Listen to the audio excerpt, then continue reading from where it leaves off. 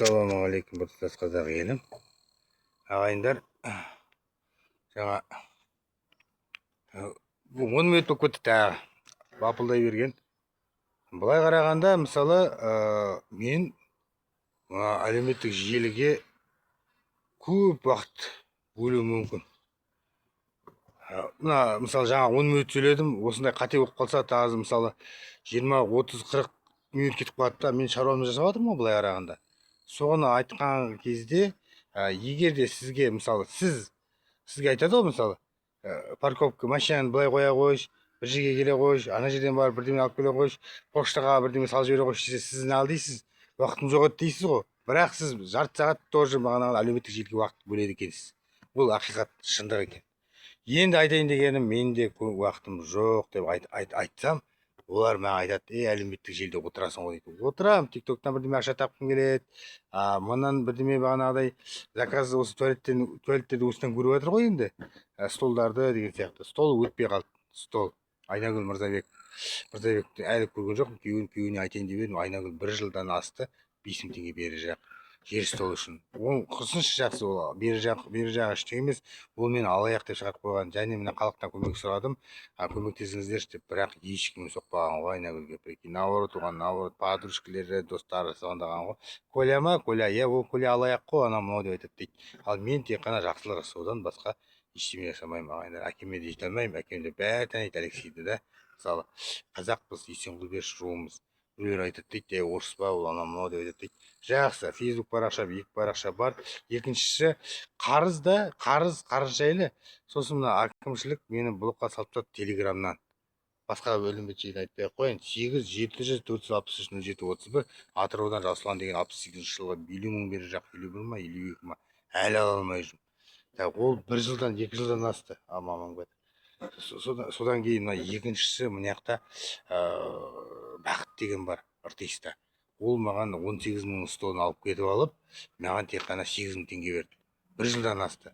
Одан кейін бар Самаркенде әжетхана алды, Ермек деген бала, әкесі қайтты, Сағынбай деген марқұм жатқан жері жарықтап тұра болсын. Әлі берген жоқ қарызымды. Ойлап қараңызшы, бәлен 3 ай өтіп кетті. Енді мамасына айтқам, Нұргүл Мадиева интернетте істейді, ол мамасы да бермейді. Мұнда жерде айтуым себебім, ағайды жамбы жоқ кетті. Айтуым себебім, бірақ халық ақшамды қайтармай жатыр. Маған керек болып бір ақша, мысалы, сол үшінді көрдіңіз бе? Ақша кімге керек емес, ағайындар, ақша бәріне керек. Бірақ енді жамбы жоқ кетті. Шөй тұрайын ба? Ақша бәріне керек, ағайындар. Көрдіңіздер ма? Енді Ама шай қоя қойыңызшы бір аяқ. Қою шай қоя қойыңыз, қою шай. Енді қараңыздар, мен сөкпеңіздер. Мен егер сөгетін болсаңыздар да, ағайындар, мен сөгіп жатыр ғой біреулерді, мысалда, мен сөгетін болсаңыздар, қараңыздар, өздеріңізге қараңыздар бірінші. Өздерің балаңызға қараңыздар, шағаңызға қараңыздар.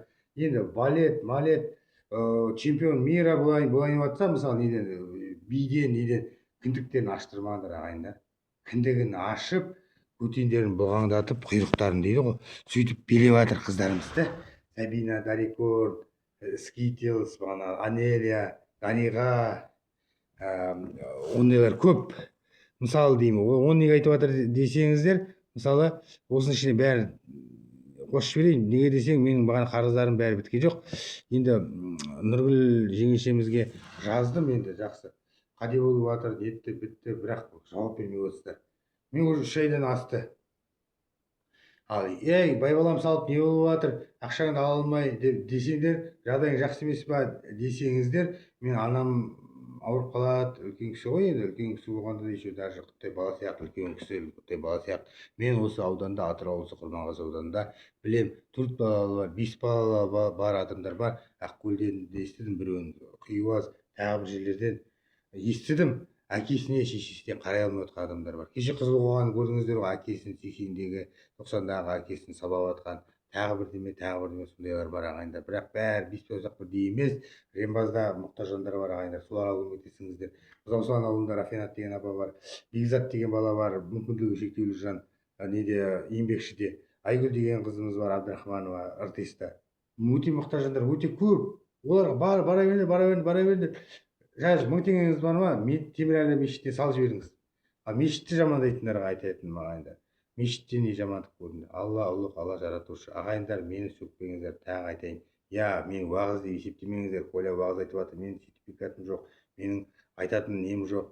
Менің маған білімім өте мықты емес. Бірақ маған айтып отқаным ғой. Туалетке сол аяқпен кіріп, оң аяқпен шығасың. Соған мен жақында бір апа айтады. Мә, көке, рахмет дейді. Мен оны білмеп едім дейді. Ей ағайындар, орамал тағып аласыңдар, шаштарың шығып тұр, шаш болмайды ол деген. Бұл ана жерде айта алмаймын мен сіздерге. Мына айтсам, шаштарыңызды жұпыны орамал тағып жүріңіздер. Кеше бір қатеге бардым ағайындар. Тағы орамал өткен басына бірдеме жабыстырып алыпты бүйтіп. Қойыңыздар, оны кішкентай ғой орамал деген, салып жүріңіздер.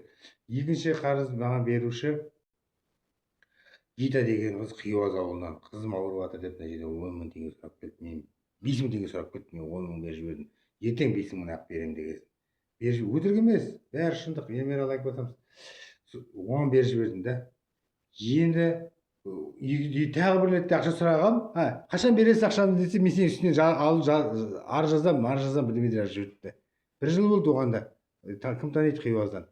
Ал енді екіншісі Тұрсынай 4,5 алып Рембаздан. Әлі берем дейді. Енді үй сатамын деп жатыр. Әлі жоқ. Бірақ кәсіпкер. Маған керек ақша. 2000 теңге Ақкөлден Отау ТВ телевизорлеріңізді жасайды. Мен де телевизор жасап берді. Коляқа 4000 теңге беріңізші деді. Мына өсек өтірік мақтаншақ қанағат рақым ойлап қой деп айтпай ақ қойыңыздар. Мына Коля өсек айтады. Мен ақшам қайтарсын. Болды, мен ештеңе айтпаймын. Ақшамды қалай қайтарады, содан кейін алып тастаймын мына видеоны. Бір-бірлеп алып тастап, мен Коля алып тасташы десе, алып тастай алмаймын. Бәрі берсін, бір-біріңізге шығыңыздар. Берсейші Коляның ақшасын деп. Бақытты айттым, туалетті айттым, Ермек 60 000 Ермек бере жақ. Анау 4,5 000. Ана бала Жандарбек Ақкөлдегі 2000 теңге береді. Гита 5 000 бере жақ, Айнагүл 5 000 бере жақ.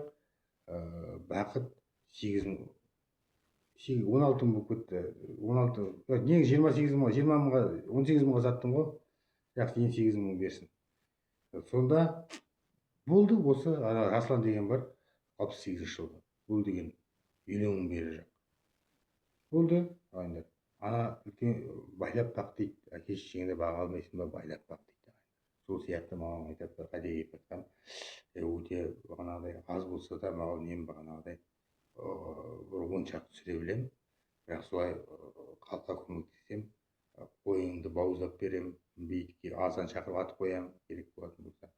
Бірақ енді мен де ақшамды мен де тұйықпын, айта алмағанмен де маған қаражатымды беру керексіздер.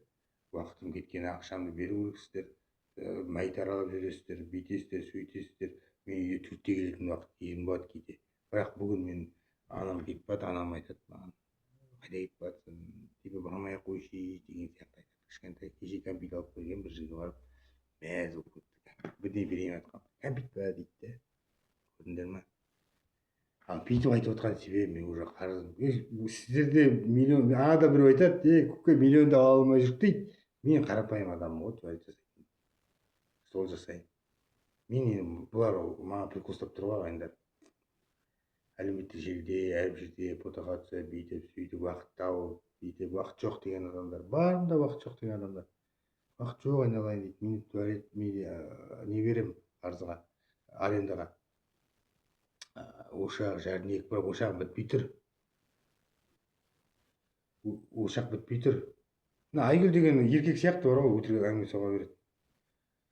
Мен WhatsApp-ым тұр, мен WhatsApp-ым жазылып тұр, мен ақша сұрап отқан жоқ, WhatsApp-ым жазылып тұр, WhatsApp-қа шығыңыздар маған. Жоғарыда менің телефонымда любой жерде WhatsApp-ым тұр. Менің екінші телефоным 800 763 0731. Телеграмнан ашып қойыңыздар. Құрманғазы ауылдық әкімшілік және Атырау қаласының әкімшілігі, Лугзана деген бар. Салтанат Тауарова, тағы орысша сөйлейтіндер керек. Солар мені бұқа салып тастады. Олар админге қайдан білейін? Өтірік аттарын жазып алып, еркектер отырады. Бұқа салып тастады, ондайлар бұғаттап тастауға болады. Мен неге бұғаттайсыңдар? Мен деген дұрыс затты айтып жатырмын ғой, мысалы. Бітпей қалған стадионды айтып жатырмын, Атырау тас жолын айтып жатырмын, Ақтау, Маңғышлақ, су құбырын айтып жатырмын да, Маңғышлаққа су өтіп жатыр, Ақтауға, Бейнеуге су өтіп жатыр бізден да, мына астығынан. Байтаралда су жоқ, водопровод. Мұқтаж жандарды айттым, қарызымды қайтарыңыздар, 8-700-460-730 телеграммына шарт қойыңыздар. Әкімшілік, Атырау әкімшілігі және Құрманғазы әкімшілігі. Бұл жаңылмайтын жағы жоқ, сүрінбейтін жағы жоқ. Төремшіктерде жүрген жоқ па? Блогер болып бәле миллион тауып. Алдабай амантта, үйіңіз аман болыңыз.